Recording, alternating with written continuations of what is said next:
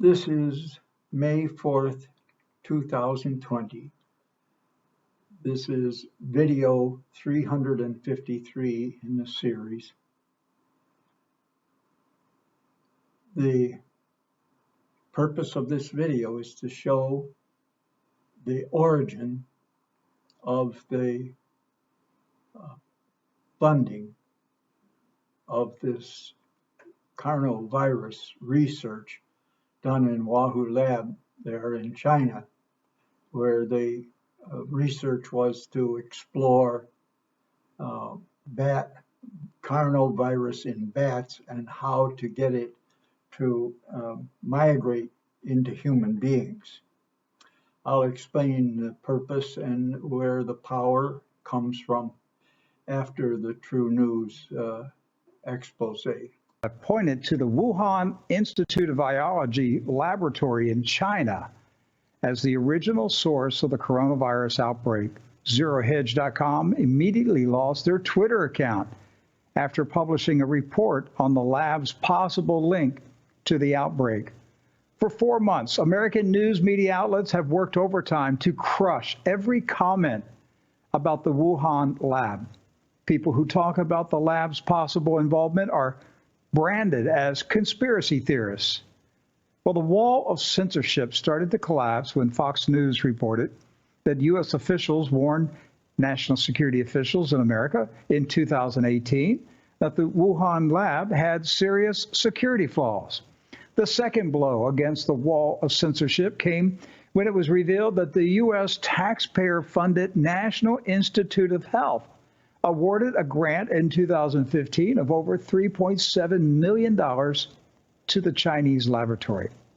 Well, the third strike against the wall of censorship has now hit close to the heart of this story. Newsweek reported that Dr. Anthony Fauci personally approved a total of $7.4 million of American tax dollars to be transferred to the China lab. Dr. Fauci is the director of the NIH's National Institute of Allergy and Infectious Diseases. The National Institute of Health, which oversees Dr. Fauci's programs, shut down all funding to the Wuhan lab last week. Furthermore, the NIH defended its funding of the lab in a statement to Newsweek. Doc Burkhart and Edward Zoll are ready to comment on this bombshell revelation that links Dr. Anthony Fauci to the infamous Wuhan laboratory. And in just a few minutes, Ed Zoll has an interview with a scientist who worked with Anthony Fauci and will tell us the truth about the man who is advising President Trump. Doc, Edward, welcome to today's program, gentlemen. Glad to have you here. Yes, We're not surprised. Anthony Fauci is officially linked to the funding of the Wuhan lab. And this is what we speculated weeks ago when the story first came out, that the NIH was sending grants to Wuhan. And we asked the question, is Dr. Fauci involved? Did he know about it? What information did Anthony Fauci have with the Wuhan lab? Did he personally approve of it? Well, now we have Newsweek reporting that Dr. Fauci did approve. He was deeply involved in the funding of the Wuhan lab. So at this point, it is time for Anthony Fauci to be fired. Donald Trump should do what he does so well on television reality shows. At his next press conference, he should turn to Anthony Fauci and say, "You're fired. Get out of here." Because what we want to know from Donald Trump, were you aware, Mr. President, that Anthony Fauci approved grant money to the Wuhan laboratory? I don't think President Trump knew about it. I think Anthony Fauci has kept this quiet, which means he deceived the President of the United States. And it's time that he be held accountable and that he be forced to resign, not resign, he should be fired immediately had to be fired. His hands, his fingerprints are all over this coronavirus pandemic that has spread to almost every country in the world. And he owes the world, not just the United States, he owes the world an explanation of his involvement with funding the Wuhan laboratory. Edward, what do you know about this case since this news was broke by Newsweek? What I know is that though Dr. Fauci could not be reached, the NIH did give a statement to Newsweek, and what they tried to do is they tried to justify this project, this American taxpayer-funded project. And it was a project of aventurism, Rick, because they're admitting in this Newsweek report and follow-on reporting from Politico and other outlets that they were indeed involved in gain-of-function research. Now, that term's very important, and I'm sure it'll be very important to Dr. Fauci, because gain of function indicates the altering or the enhancing of the virus. In this case, it was the coronavirus, and the lab's grant was specifically related to bats, bat research involving bat blood, bats being injected with this, and how that from a bat could go to a human. Rick, this story, honestly, it's going to be the fire gas can of the Great Fire, because not only does Dr. Fauci appear to own the funding to the lab, he also owns the fear that transpired since the initial press briefings. Rick, if I knew I had passed money in any form to a study which led to a catastrophic reality in this country, a catastrophic just crisis, and I didn't say anything, and I sat up there every single day, acting befuddled, acting confused about the origin, acting confused about what needs to happen with this and the extent of how bad it could be. Rick, I would be getting more than fired. I think there'd be a tribunal. There'd be a special counsel launched into what I knew and why I didn't say it. Well, he's covering up for his fellow scientists because they're circling the wagons to protect each other. Because if people start asking questions about the laboratory, then we're going to start asking questions. Why were the scientists experimenting with bats and a virus? What was the purpose of the experiments? What kind of security is in the laboratory? If coronavirus escaped from the Wuhan lab, how many other viruses have escaped from other labs around the world? And how many millions of people have died or been maimed for life? Dr. Fauci is just doing his job. I had the opportunity to get some insight way back in the 1960s that give me the insight to see where the source and power and why. When I was a boy, there were enough doctors that they came to the house.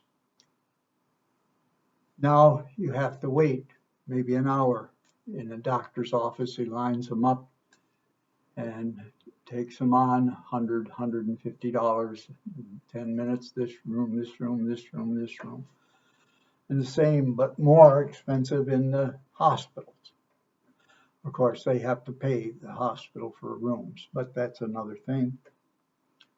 So what I discovered from a group of fellow students at the University of Buffalo, they were involved in a medical research project that had assistantships in the old CDC 6400, the big mainframe, long before we had personal computers. But the purpose of the project was to develop a program to analyze an annual physical examination. You'd go in and give them an example of your stool, your urine, your spit, any biopsies that they needed. They'd take your vital signs.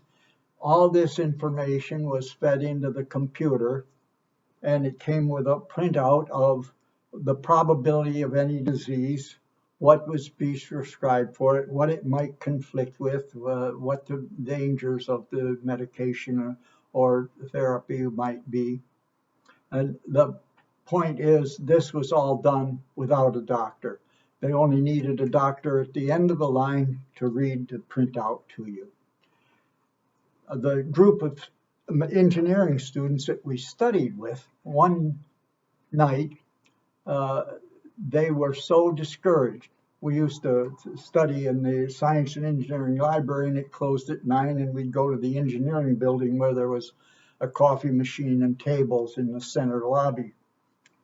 That these engineering students that worked in a group, we knew them because the engineering students had to take the hard math too, not like the easy stuff that the pre-med takes. That's another point. But they were so discouraged. They had an assistantship on this medical research project for an annual physical exam, and the American Medical Association shut it down. They had the political power to do that, to get the government to withdraw the funds. And that's when I learned that the American Medical Association had control of the class size at the universities. That's why, as a veteran, I had a woman, Muslim from Pakistan. And that's when the Muslim psychiatrist at Fort Hood murdered all those. And in Russia, 3 planes in which we flew south from Moscow to our Russian home were blown up by Muslims, and they were blowing up all over. You probably heard about the school, the theaters, and all that. At any rate, I had studied Islam, and I explained to the university or the Buffalo Veterans Hospital, I didn't want this woman because I cited the Quran in Surah 8, cut off their fingers and cut off their hands, heads if they don't submit. But at any rate, they gave me another doctor. Of course, he's gone now. I'm diagnosed as terminally ill this last September or last January, and with an expectation of a year. But I had gone to the Buffalo VA hospital last summer, and my doctor was too busy setting up his private practice to see me. And although I had a sticking out rupture, and come to find out I also had a cancer tumor. I did have the body scans and that, and didn't get the doctor to look at them. And finally, they got to do a sonogram too, and she saw a bunch of stuff. But the technicians can't observe. At any rate, ended up I had to go back to Russia in September, and couldn't wait for a surgery for my rupture. But then I come back in December, and I'm already lost 40 pounds in jaundice state.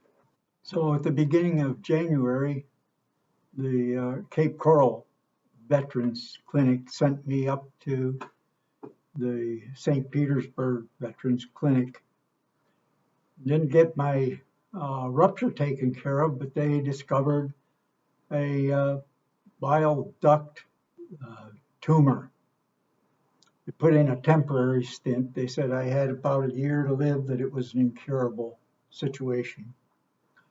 I went back in February for a permanent stint, so I don't know how long I've got, but I'm glad I had the time to make this video. It's too bad that my doctor wasn't available for me in Buffalo. I had made the appointment 6 weeks ahead of time, before I went in the middle of June from Russia to New York. But he was setting up his private practice. That's what the AMA wants, drain the doctors, and they're even trying to get Trump, and I think they have, that because I've had so many private doctors want to do something when I'm incurable, they see dollar signs and the VA will pay them now. That was Trump rescuing the veterans. Now they can go be victims of these doctors that see dollar signs, where 1/3 of the deaths are medical errors. And twice as much of our gross national product goes for medicine here as it does in any of the other countries like in Europe, and they have better outcomes. They're doctors on salary. They're working to cure people, not to see dollar signs. Please keep that in mind. Thank you. Did an operation and put in a bile duct stent. But that's in the background. The VA is under attack by the AMA. They don't want doctors under salary. Just like here in Florida, I think it was Aetna had an insurance plan where they had their own doctors. My mother was involved in it, and they saved so much money she didn't have to pay any copay. But the AMA got that shut down too. Here's the background with this Dr. Fauci. He's just doing his job. The drug companies are so powerful politically that nobody goes against them.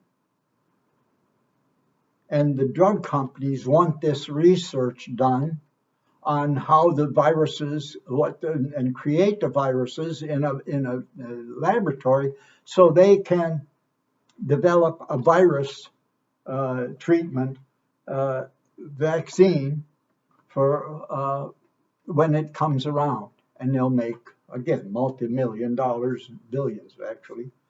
But at any rate, that's what's behind it. The research, the pushing the government to fund the research is the drug companies. Well, the drug companies are much more powerful than the American Medical Association. Why would the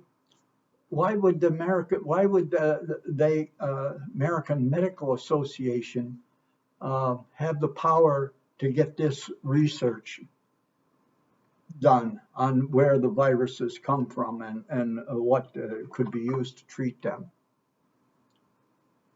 No drug company will go against the AMA, because if they blacklist that company